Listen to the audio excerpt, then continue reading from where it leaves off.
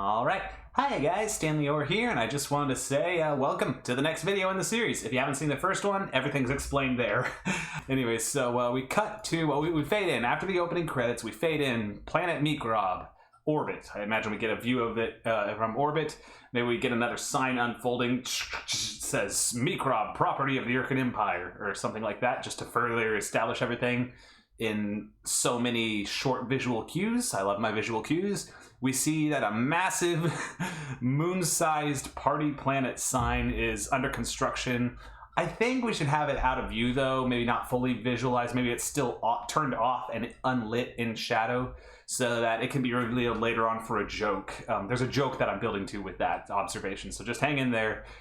We see the Urkin Armada swarming above the planet, the fallen planet, a few plumes of smoke billowing up from the surface where some bombardment happened.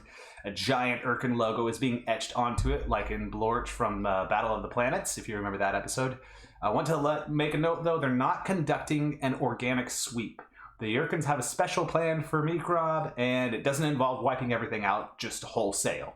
So we pan across the Urkin Armada, we focus in on the massive. And a quick little addition I forgot to mention earlier, so I'm recording this after the fact. The massive, I imagine, is covered in like holographic signs, just like in Enter the Florpus. I really like that idea from Enter the Florpus, actually. I wanted to include that. But instead of just being random silly bumper stickers about how Almighty Tallest Rock and Almighty Tallest are great or whatever, it'd be cool if they were all like Urkin advertisements, like you see NASCAR cars getting sponsors on their stickers on their sides.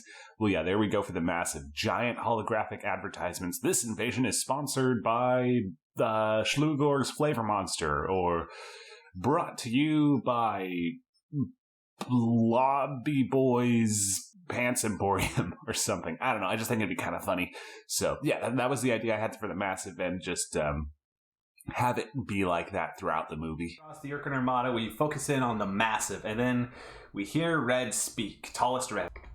At last! Cut to inside of the massive, in the bridge where the two Almighty Tallest are, with all the pilots everywhere and stuff. We see on the monitor, we see on-the-ground footage of the conquest. We see Meekrobians. I'm calling them Meekrobians instead of Meekrob, even though technically you're supposed to just call them Meekrob. I'm just calling it that in the script to differentiate them from the planet itself. Anyway, so we see them getting chained up and hauled off, like with energy link cuffs, like I imagine like wristbands with beams of energy between them, so that they're super futuristic looking handcuffs or whatever.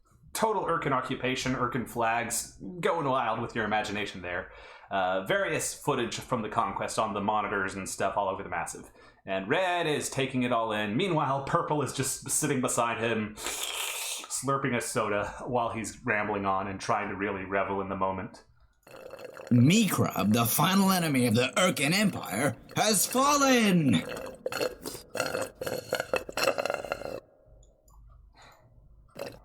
That was Red staring at Purple, just glaring at him, and then Purple realizes that he's looking at him, and he just sort of awkwardly stops slurping on the soda. It was a long battle, but we came out on top. Oh yeah! Woo! And as an added bonus, Zim didn't show up. On the monitors, an incoming signal from one of the penal camps on the surface. On screen, we see an Urkin guard. I'm calling him George. He's standing there, and in the background, we see the resisting members all chained up together in a chain gang with Urkin prisoner of war uniforms on, and the Urkin, I imagine the Urkin letter L for loser, stand on the front. Anyways, so, yeah. AOW secured, sirs, says Urkin guard George. Excellent! And then Lardnar, unable to contain himself, starts yelling at them. You miserable Urkin pigs! You oppressors! The resist will break out of our cells! This battle is far from over! Do you hear me? Do you hear me? Like, I imagine the Almighty Tallest are just, like, staring, like, not really caring, like, letting them ramble and just, like, whatever. No emotion on their faces or what all. Anyways, then Lardnar gets zapped by the guard. Ow! Good work, soldier. Carry on. And then we cut to the Massive's Auditorium, like we see in, again, Battle of the Planets. We see all the Urkins cheering and crying out, yeah, woohoo. Maybe we see some of the Almighty Tallest advisors gathered around, maybe some servants pampering them or whatever up on the stage. But the main center of attraction is not the Almighty Tallest advisors or any of that. It's Invader 10. She's standing there having barely survived whatever trauma came to her on Meekrob. She's covered in soot and ash and everything. Maybe some band-aids or something dumb like that. We got the Meekrob, her and her Sir Unit's Meekrob disguises are in shambles. It's like skin of your teeth sort of thing. Urkin guards flank her on either side, you know, as a royal escort sort of thing, and the tallest royal advisors are in the back. Maybe they're just like doing polite little golf claps or whatever. Anyways, 10 is sitting there and she is reveling in it. This is her moment. She's the final invader. With her work, Impending Doom 2 is complete. It's awesome. She's loving it. Thank you. Oh, thank you. Really, thank you. Then behind her, up on the stage, the Almighty Tallest teleport in from behind, and like the crowd is just explodes into even louder cheers and stuff. By the way, Purple's soda is not here anymore. He left it behind in the bridge. So anyway, so the crowd's cheering surges. Woo, the tallest, yeah, Almighty Tallest, rock! And then you know, the tallest float up, you know, taking the praise, you know, yeah, we're amazing, we know, sort of gestures and stuff. And then they gesture for everyone to be quiet, so eventually the crowd calms down, and then Red begins his Red works the crowd. That's what he does. He works the crowd. That's what he does best. Greetings, everyone! As one of your supreme leaders, I'd like to take this moment to formally express my enthusiasm for what we've done. Urkin's rule! And the crowd, you know, whoa, yeah! Even, you know, cheers again and stuff like that, of course. Yes. Now on to business. Thanks to Invader 10 here, we were able to conquer the last planet that stood in our way. Now the whole universe is property of the Urkin Empire! So, what, you might ask, are we going to do with Meekrob now that we own it? How about converting it into the biggest party supply store in the universe? So, at which cue we look over at one of the monitors and we see the Party Planet sign light up like a parody of the Party City sign almost. Just big, festive, obnoxious colors and everything. And then we cut to an angle on Almighty Tallest Purple, who holds up a glow stick as a sample, as a demonstration of the stuff you can find on this giant party supply store planet. Close up on the package, it says, glow stick made from 100% Meekrobians, or something like that. This thing is made of them. Energy beings. And so Purple rips the package open and then takes the stick out, he shakes it and then cracks it. And then the second he cracks it to light it up, there's like sparks flying everywhere and stuff, and you hear a violent, horrifying, screaming sound all at once, like, ah! Coming from the glow stick. That light show flashes like electricity. It's horrifying for a second, and then it immediately stops, and it's just, you know, a quietly humming little glow stick. Everyone is awkwardly silent at that, not quite sure what to say.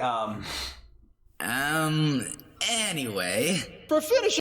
As Purple starts talking here, I want him to like take the glow stick and like hand it off to one of the royal advisors nearby, just to pass it off to him or her or whoever. And like the royal advisor, I want to just like hold it, you know, like hold it. Do one of these numbers, like we're just holding it at a distance, like. Ooh, like it's some gross thing or whatever. Yeah, anyways, as if holding a disgusting dead rat. So Purple passes off the glow stick as he begins talking. Anyway.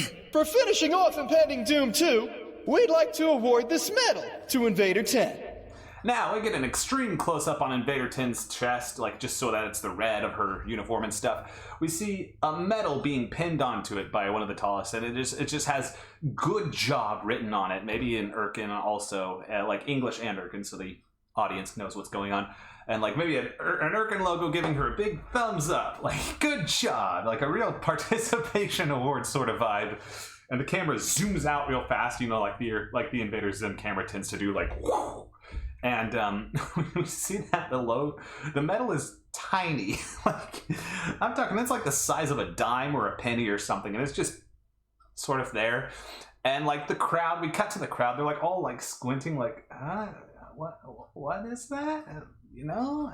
By the way, 10 just looks super proud of this anyways. Honestly, she's probably just happy to be alive, but she's proud of her medal despite how microscopic it is. Anyways, we cut back to the tallest shortly after this. Of course, this victory would be impossible without the brilliant leadership of us, your tallest. Now, at first I was going to have the tallest just put this medal on themselves. I thought it'd be funnier if they have these massive, like, you know, those North Korean generals or third world dictators sort of things where they have giant, like, swaths of completely meaningless medals that they pinned on themselves. Imagine that for the tallest. And instead of them putting it on themselves, imagine like a couple of servants like hauling it up and lifting with like jetpacks on the back, like table-headed service drone Bob, minus the table head, but like little packs, and like struggling and straining to lift up these medals and just barely putting it on him and then collapsing to the ground. And I don't know how the tallest aren't weighed down by these medals, but it's just funnier that way if the servants are like struggling with it. Anyways, and then the crowd explodes into cheering, "Oh my tallest really rock!" or whatever. Insert crowd noises here. It's a good time.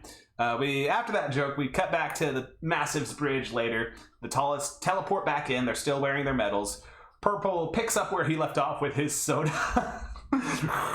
Just resumes doing the obnoxious slurping noises as a pilot approaches them to give a report.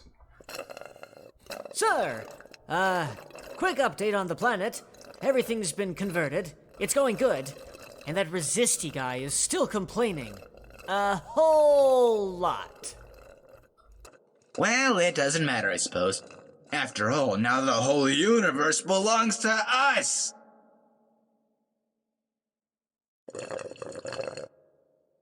The whole universe. Yep. All of it.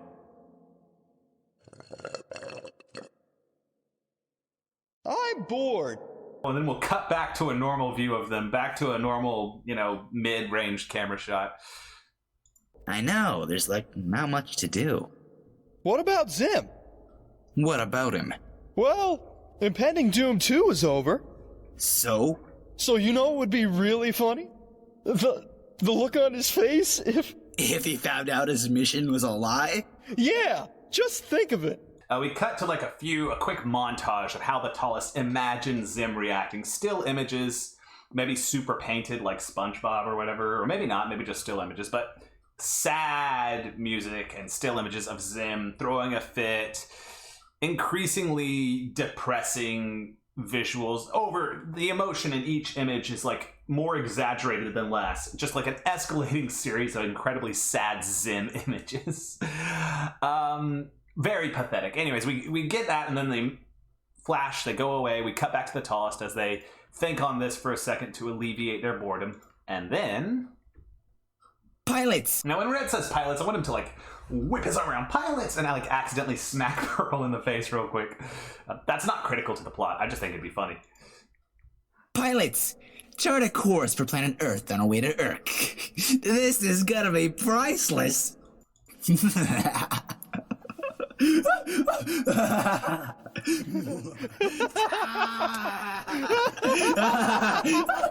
Now, as Purple joins into the laughter and stuff, we cut to outside the Massive, camera slowly panning back away from the scene, dramatic evil music and stuff, and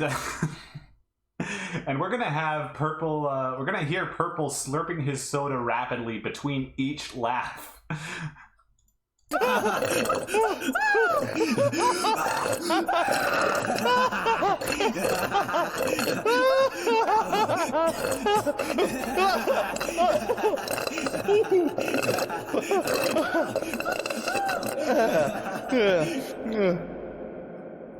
And this will actually fade into the next scene, so kind of hard to tell where sequence 2 starts and stops and where sequence 3 starts. But anyways, there we go. Sequence 2 covered. Moving on to sequence 3, next chance I get.